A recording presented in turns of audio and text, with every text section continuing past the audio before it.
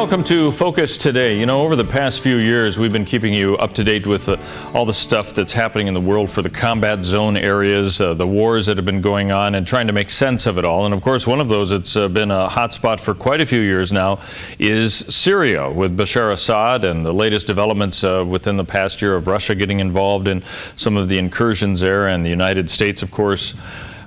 What is going on, though, on the ground? We can hear a lot about military maneuvers and that type of thing, but what's happening to people who live there and the Christians who live there? You may not have known that, but there are groups of Christians there, and we're going to find out a little bit more, take that veil and look behind the scenes as to how it's impacting real people.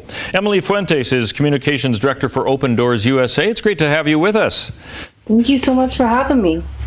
Let's set the picture straight here. Open Doors obviously has some sort of involvement in Syria. To what extent? Because we think of that as a war zone, and yet you are involved with helping there. How do you help in that region? We have multiple partners and church organizations on the ground who have chosen to remain. Open Doors has actually been in the region for more than 25 years, so we've already had the trusted partnerships and developments required just to move really efficiently in helping people, as many people as possible. And so through our partners on the ground, we're able to provide clothing and food, but also spiritual and emotional needs for people too, such as trauma counseling and Bibles and training for Christians who choose to remain. Believe it or not, after 5 years, there's still Christians who have chosen to remain.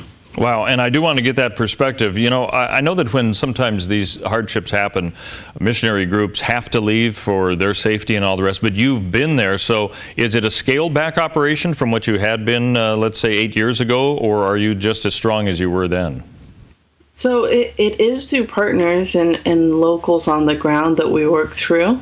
But you know, unfortunately, more and more Christians, no matter how much they desire to stay, are being forced to flee. Yesterday, we just heard about a 21-year-old girl who had chosen and tried to stay for 5 years, since she was 16 years old when the war began, and just tried to stay there to be a witness in the light of Christ in her country, but had to leave 3 months ago because their homes were destroyed.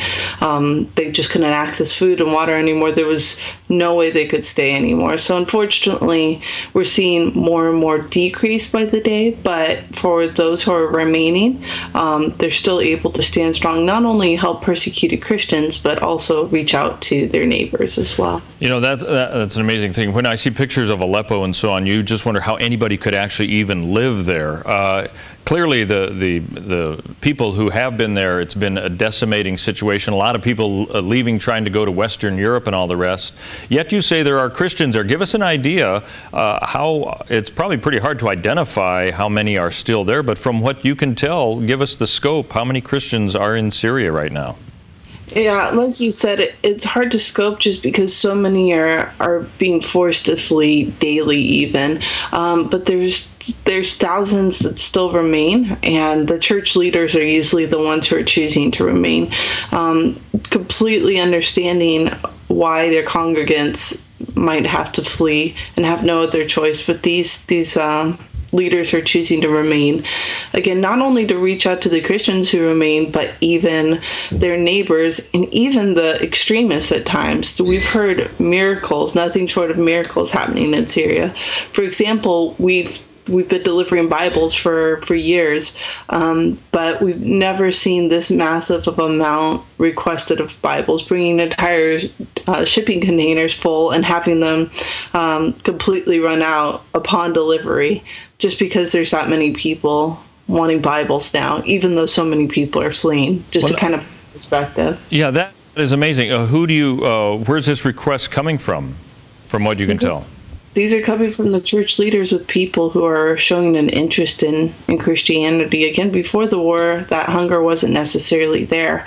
And now, even though tons of people are fleeing and tons of Christians who are specifically targeted are fleeing, this request is greater than it's ever been.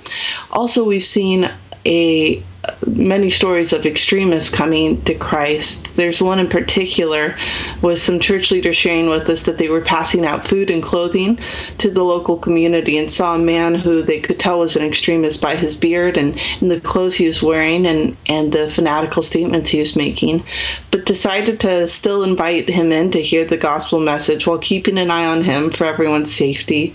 And when they did that, after the gospel message was presented, he became a Christian. And so God's really at work in this region in spite of all that is happening. You know, that is amazing. I guess that gets back to the idea that during the tough times, this is where commitments are really shown and can be made. And even that's an amazing story right there. I imagine the guy was in the service for just an hour or so, and to have his life radically changed like that is just that's pretty astounding.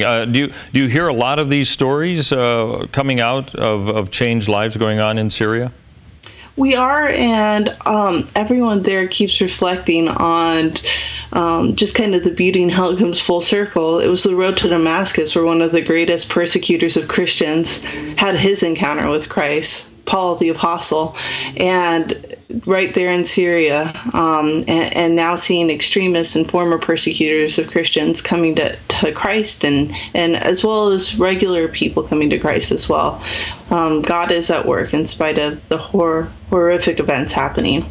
Give us kind of a recap. If you think back 5 years ago, since you've been there so long in Syria, the Christian community, how has it been affected as a whole? I mean, we're hearing these stories. Are there still a lot of Christians there, from what you can tell, in Syria?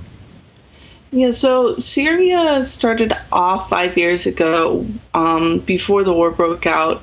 It was a Middle Eastern country where Christians would face some persecution, especially some societal persecution, but not as much from the government or really extremist groups. It was much lower on our World Watch List, which ranks the top 50 countries. But since ISIS has come on the scene, it's bad for everyone, and the war between rebels and the government's really bad for everyone. But unfortunately, ISIS and extremist groups are specifically targeting Christians. They've destroyed entire Christian villages and historic churches that have been around since the 1st and 2nd century, and really trying to destroy any recognition of Christianity in that region. So Christians, again, are specifically targeted, and that's why so many have had to flee. What is it you'd like to see the world do, maybe the United States specifically, to help in that situation? I think it's really easy after 5 years for compassion fatigue to kick in, which is just kind of something we've come to expect now, sadly, in this country. And so it's a challenge for us to remain faithful and to hold our brothers and sisters up in prayer first and foremost. That's what they ask for, because they know these miracles are happening because people around the world are praying for them. But you can also advocate for these believers. Right now we have a petition to send our World Watch List to President Obama, and to act in countries such as Syria to help the Christian community that is being affected. And then finally, if those who are interested, we have donation opportunities, specifically food kits, as well as providing trauma counseling and other support for those who remain and have been through so much. Are you actually, you say that you're working through people who are there. Are you actually able to, as an organization, get into Syria right now, or do you have to work through the people who are already there? We're currently working through partners right now. And so these are people who are associated with you who are living in Syria, pretty much, right? Exactly. Many church leaders and partners who have chosen to remain. Okay. And your website is, I suppose I can find out more about signing the petition, and also possibly, you mentioned sponsoring some of the foodstuffs and other needs there at opendoorsusa.org. Is that right? That's correct. Okay.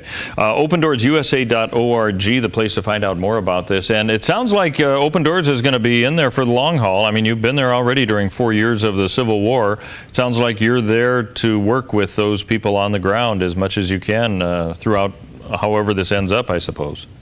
That's right. And again, it's been a blessing because we've been a trusted partner organization in this region for more than 25 years. So we've gained the trust, and the Christians do know that we are there for the long haul and can trust that. And so it's neat to see God working through all of that.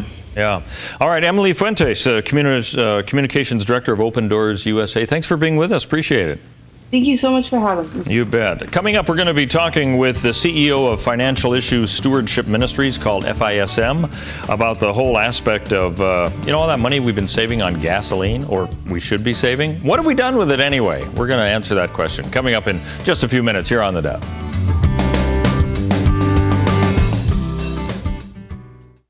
I'm Paulina Leiser, producer of Focus Today. Thank you for watching this video, and make sure to check our other videos at thedove.us.